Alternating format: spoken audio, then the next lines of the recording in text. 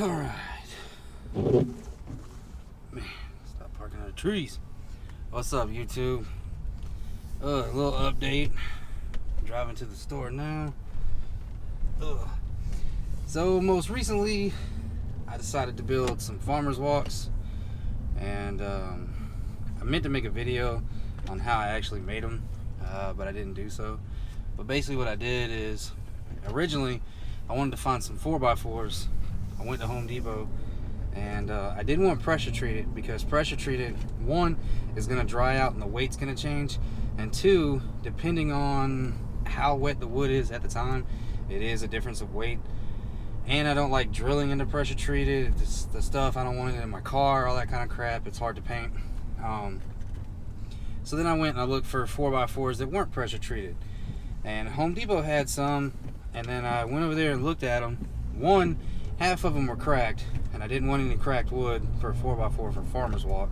And then two, when I started grabbing it, all of a sudden I realized that they were distinctly different weights. I mean, like tremendously different weights. Then I found two that were kind of similar to each other, and they were completely different weights.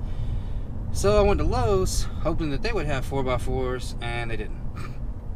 But Lowe's had some really, really cheap and really, really pretty 2x4s. So, bought some 2x4s, brought them home, sandwiched them together, made basically 4x4 out of the 2x4s. I just glued the hell out of it with Type-On 2 glue all the way down, and then ran deckmate screws, 2 at a time, and about 6 or 8 of them for the run. I bought 8-foot boards, and then I cut them down at 5 feet once it was glued.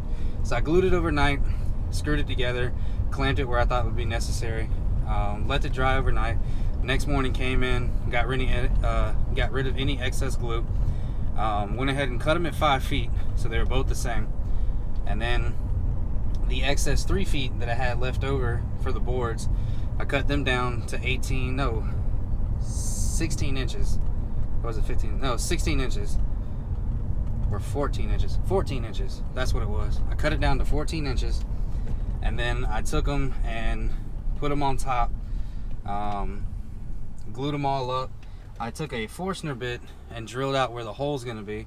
Measured so they were both equal. Then when I was at Home Depot, I bought a 5-foot black pipe. And so I knew I had a metal cutting saw. So I brought it home. I measured them to be 8 inches long, and I cut them. And it was cheaper that way than trying to buy individual 8-inch ones. So I cut them all at 8 inches, put them all together, form fitted. I made the handles and I clamped them together, and then I used epoxy on everything. So I used wood glue, Type-On 2 glue, and then I also used epoxy, and more epoxy than anything else. So the epoxy is what's holding the metal with the glue. Everything's good there. They're really, really strong.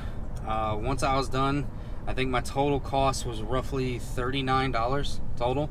So I built 2 farmer's walks at $39. And then on top of everything else, what's cool about it is one of them weighs 20.98 pounds and the other one weighs like 20.2 pounds. So they're really, really close to each other. Marginal difference, especially when you're carrying them with weight. I got up to 160 on them, and it's so much heavier than like normal farmer's walks that I've had before with the easy curl bars. And I carried those for,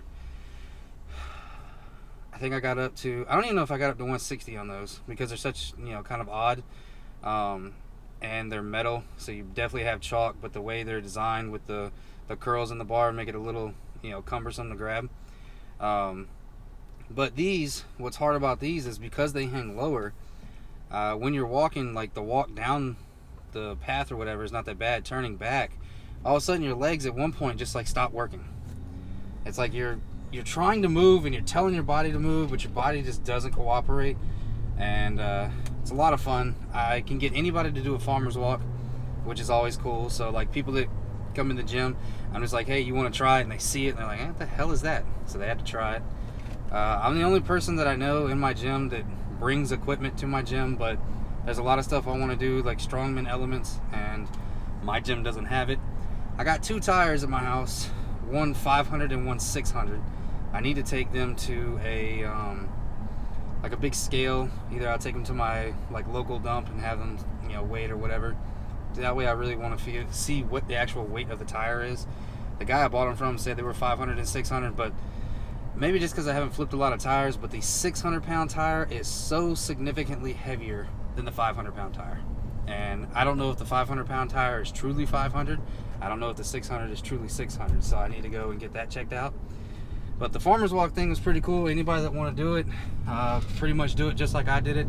And it's under 40 bucks. And I even painted it black. And the black paint that I bought was like some cheap paint that I got from Home Depot that was like 98 cents. I think it's called like Super Quick Dry or some crap like that.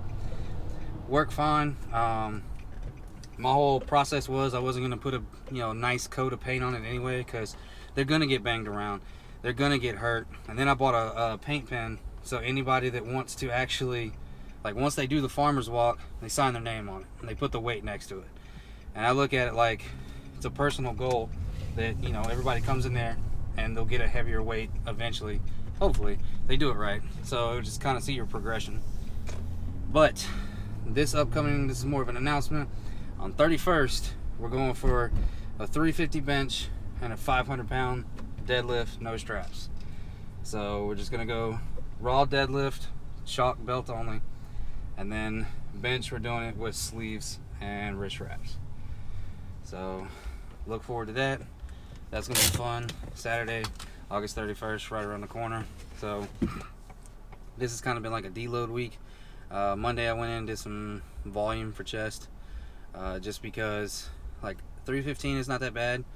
335 is not that bad depending on how I feel, but I haven't gone past 340 yet, and a couple times I've done 345, I got stuck. So I'm trying to go to 350 without ever attempting the weight before it. So I figure if I set a high goal and I got a bunch of people around me and I can't bitch out, I'm just gonna fucking get it. And so with deadlift, the highest I've ever pulled is 455, and that was in my last video. So I kind of looked at it like Eddie Hall, and I was like, fuck it, I just want to do 500. And everybody's like, have you ever tried to pull 500? No, but I'm going to do it. So it's nothing like his, that's for sure. It's just 500 kilograms. But 500 pounds, I believe that's a good weight. Mainly because I've had 500 pounds on me since fucking February. When I watched that dude, that Woodcock dude, in that competition for powerlifting, and he couldn't get 500 pounds. He was struggling. And then his crew of little bitches in the crowd, they started chanting and raving, and he got 500 pounds. And it really pissed me off that he was able to do 500 pounds and I didn't. Of course, back then, I didn't know how much I could do. But it kind of pissed me off, and it's put a fire under my ass, and I've wanted to fucking do it since February. So August 31st, I'm going to pull 500 grams off the fucking ground. I'm going to do it. 500 pounds off the ground. It's going to be a lot of weight. But I'm going to go to the store now, get this shit rolling, and look out for that video coming I'll probably do it either August 31st or August 32nd. Wow. Okay, I'm done. August 31st, I'm pulling. I don't even know what I'm talking about now. Fuck it.